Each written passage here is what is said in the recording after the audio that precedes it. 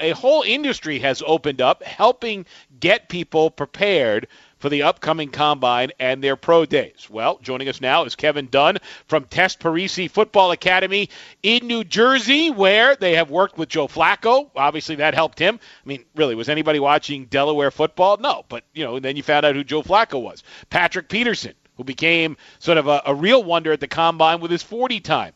Ryan Clady, who would be in this game, the Super Bowl, if not for an injury, and others. Kevin, welcome to the program. Thanks, Peter. Thanks for having me. This has really become sort of an important part of an athlete's getting ready. As I said, you just don't step off the football field in December anymore and go, here I am. You better be prepared for the Combine, aren't you? Yeah, I mean, it's definitely a long process. It's a long season, a long career for most of these guys, and they'll come in with some injuries that have been nagging them throughout the season and throughout their career, and we try to hone in on those and identify what those are and clean those things up, because they've got the most important job interview of their life coming up in 2 very short months. In a way, is it the guy, the first and second round guy that comes to you, or is it the guy that's in the 6th and 7th round who wants to move up? Which guy is more likely to come to you? Really, both. Okay. We've had guys that have been, mid-round grades, like Joe, who came in. He was a 3rd-round prospect, ended up getting selected 18th overall.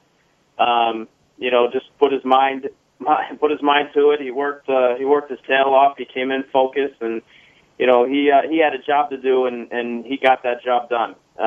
We also get guys that are not even really on the radar that are coming in and really trying to make a difference.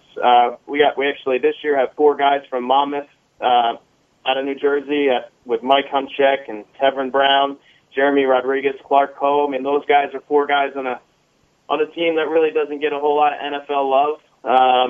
We got LSU represented as well. We got 3 guys from LSU, and Adrian Boone, J.C. Copeland, and Zach Mettenberger coming in a week or 2 after his ACL surgery. So we're fired up, man. We're ready to go, and we get guys ready. It doesn't matter whether they're first round, 3rd round, or free agent. We give the same kind of passion and to each guy that comes into our camp. Now, Kevin, this is going to sound bad, and maybe it is. Are you guys the Cliff Notes of the Combine, essentially?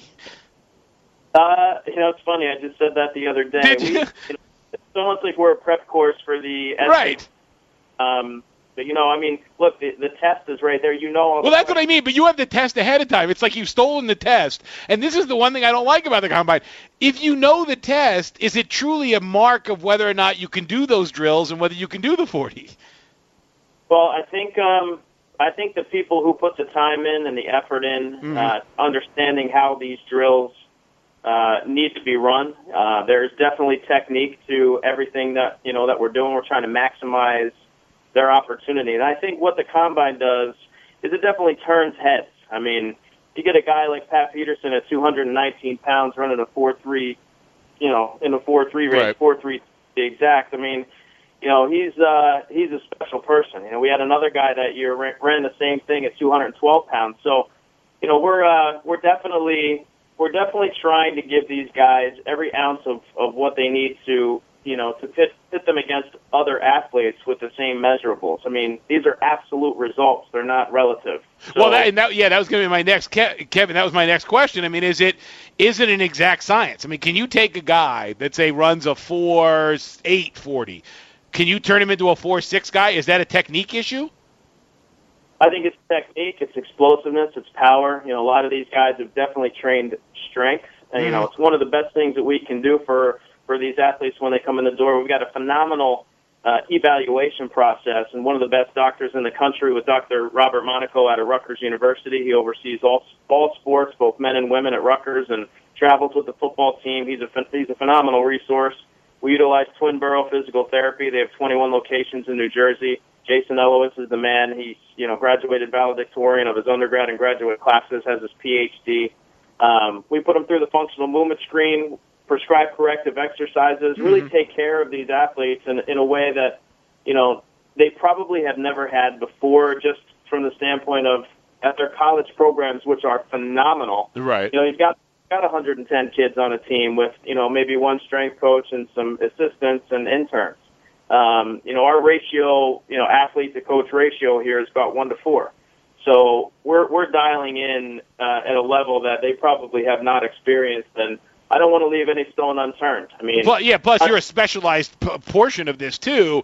While everybody's dealing with their position coach in college, you guys are specifically geared towards helping these things, right? I mean, that's got to help too. Absolutely. And our combine program is a little different than our off-season vet program, just because of that. I mean, to run a 40-yard dash, there's specific techniques and skills you need to do, and specific flexibility exercises you need to focus on, and for the short shuttle, for the 3-cone, for the 225-pound bench press, those are very specific, well thought out, pre-measured drills, and instead of being random and chaotic like it is on the field. Right. So I think to answer your question, the combine is definitely a way to measure speed, and you have absolute measurables, but there's no way that these guys are getting a job without a tremendous resume, which is their game film.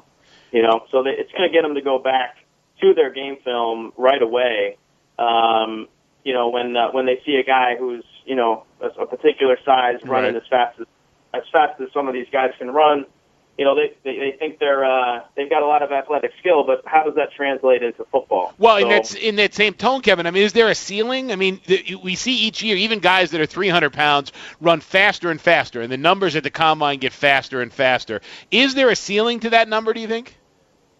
Well, I will say this. I mean, our industry has gotten incredibly advanced, and, the more and more we can study and dig into human physiology and anatomy and kinesiology, we're understanding more and more about power development and how, it's more than just strength. We're working on power now, which is speed of movement.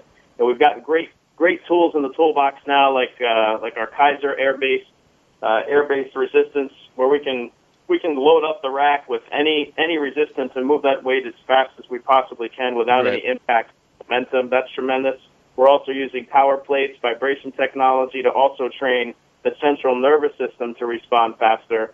So, and that 300-pound number, in the past, who knows what that translated out into body fat versus lean body mass. We got 300-pounders now that are, 10 to 12% body fat, which is incredibly lean. We had a kid who got drafted out of Nebraska, went to Miami, who ended up having the fastest 40-yard dash out of a lineman. He was 305. 12% body fat. So see, but you would think that the body can only do so much. I mean, if you're 300 pounds, no matter what your body fat is, you can only run so fast. I mean, the body only moves so fast, doesn't it?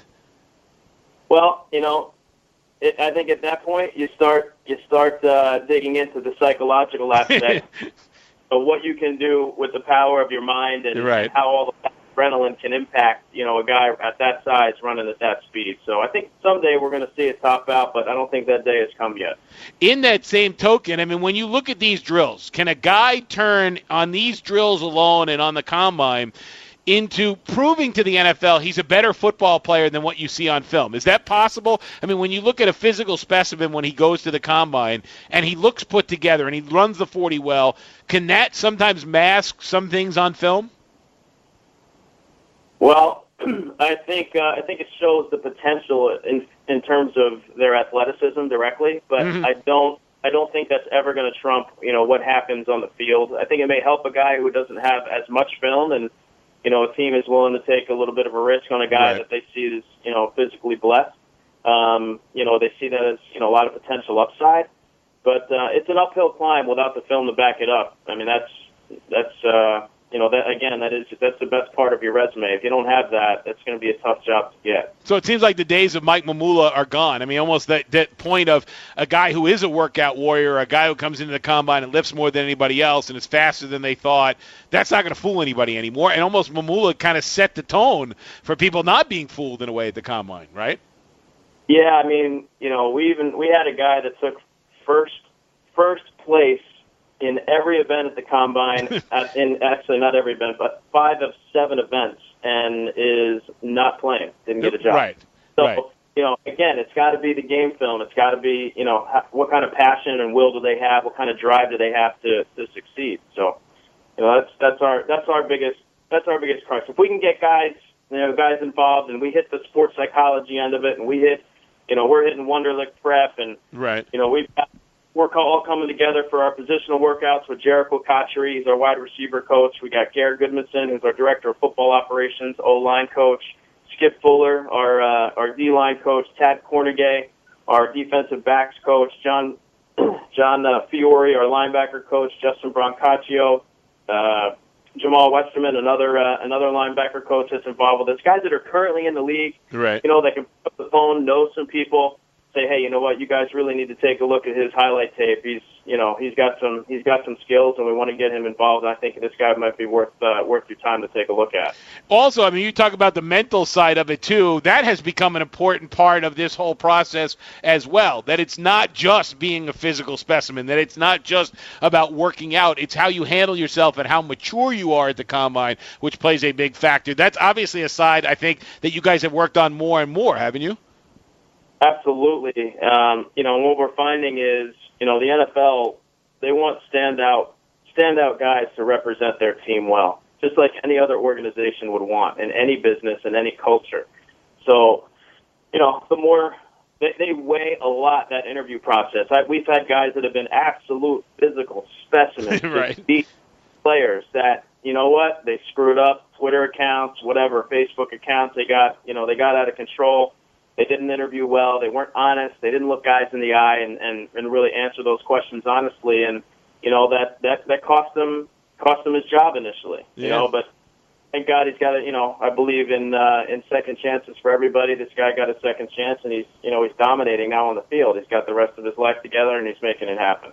Yeah, so that's just as important. I mean, this is, as you said at the beginning, this is a job interview. This is probably, this period of time sometimes can be more important than the actual career, because if you don't get to that stage, it doesn't really matter. If you don't get drafted or picked up as a free agent, you may think you're the best football player in the world, but you can only tell that to your friends, because they're not going to be able to see you in the National Football League.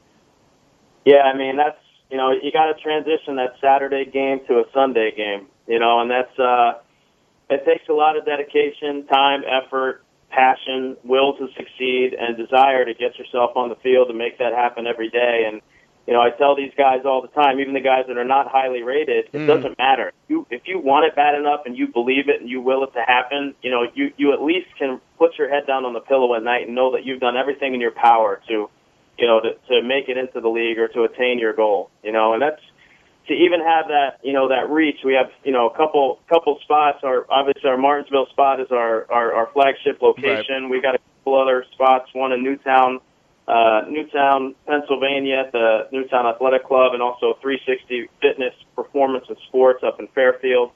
These guys, these coaches are all in. I know these guys. Right. We've worked with them. And they're just passionate about what they do, and we're sending the same message to these players to really just be dominant every day, make every rep better than the last, pay attention to detail, because you don't want someone else out there to outwork you. At the end of the day, that's on you. Your biggest competitor is you. Ever have a guy, Kevin, without naming names, ever have a guy come to you, go through the motions, have him leave, and go, and you think to yourself, this guy's not going to make it? Well, I would be lying if I said no. It's you hope to have the best guys on the field right. all the time. You hope you do a great job recruiting. And look, there's even guys that have been almost guaranteed spots out into the draft, and they don't put the work in. Yeah. And I will say this though, to go back to your original statement about the combine or their pro day and how important it is. I've seen guys slip into the second and third round because they did not put the work in and they did not show up in the best shape of their life for their pro day. And to me, that's like you have the test. You've had the test right. for 8 weeks, and you just showed up and you failed. So